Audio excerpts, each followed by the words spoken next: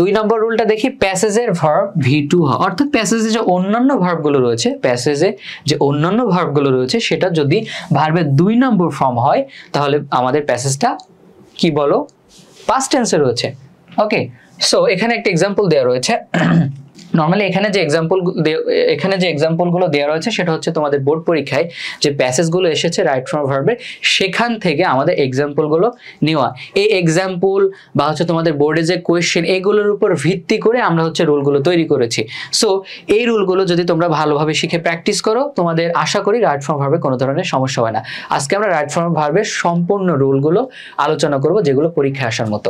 ওকে, so এরপর এখানে example দেখো যে when I was a child, যখন আমি একজন শিশু ছিলাম, I dash be afraid of the dark, আমি হচ্ছে অন্ধকারকে ভয় পেতাম। সো এখানে দেখো তো when I was a child, যখন আমি একজন শিশু ছিলাম, তো এখানে I হচ্ছে কি সাবজেক্ট, এরপরে আমাদের ভার্বটা রয়েছে। তো was কি ভার্বের 2 নম্বর ফর্ম, was কি ভার্বের 2 নম্বর ফর্ম। দেখো আমি একটু দেখাই, am is are, এটা হচ্ছে V1, আর এই am is are এটার V2 হচ্ছে was were,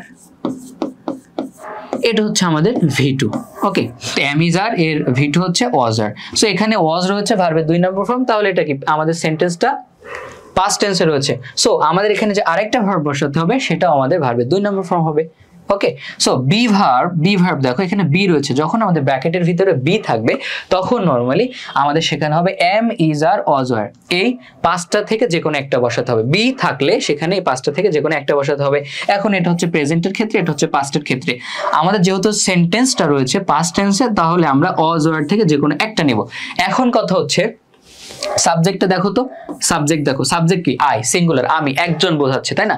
তো সিঙ্গুলার সাবজেক্টের জন্য সিঙ্গুলার ভার্ব। সো আমাদের ওয়ার তো প্লুরাল ভার্ব, আমরা এখানে সিঙ্গুলার ভার্ব হচ্ছে was, সো আমরা এখানে নিব was। তাহলে কি হলো, when I was a child I was afraid of the dark, যখন আমি শিশু ছিলাম, হ্যাঁ ছোট ছিলাম, তখন আমি অন্ধকার ভয় পেতাম। ওকে, এরপরে দেখো তো কি অতীত নির্দেশক কোনো ওয়ার্ড। তো দেখো অতীত নির্দেশক কোনো ওয়ার্ড যদি থাকে, অর্থাৎ বাকি এমন একটা ওয়ার্ড রয়েছে যেটা অতীতকালকে নির্দেশ করছে, পাস্ট টেন্সকে নির্দেশ করছে, তাহলে আমাদের সেন্টেন্স বা প্যাসেজ যেটাই বলো সেটা হচ্ছে আমাদের পাস্ট টেন্সে রয়েছে। তখন আমরা কি করব, ভার্বের 2 নম্বর ফর্ম ইউজ করব। ওকে, সো অতীত নির্দেশক ওয়ার্ড দেখো কি ago, last, one day, once, yesterday। এখন এটা সহজে মনে রাখার জন্য অ্যাক্রোনিম বা নিউমোনিক যেটাই বলো, alloy, এটা কি alloy, হ্যাঁ আলয়। আলয় নরমালি এটা হচ্ছে একটা বাংলা শব্দ, এটা হচ্ছে একটা বাংলা শব্দ, এটার অর্থ হচ্ছে গৃহ, ঘর।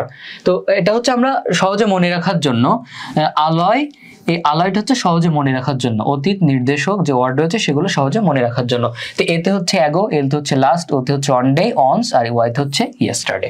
সো এই ওয়ার্ডগুলো যদি থাকে তাহলে আমাদের সেন্টেন্সটা পাস্ট টেন্সে রয়েছে, আমরা সেখানে ভার্বের 2 নম্বর ফর্ম ইউজ করব। ওকে, সো এখানে দেখো once there dash live a poor man in a small village। ওকে, এখানে কি বলছে, এখানে দেখো once রয়েছে, এই যে were once রয়েছে।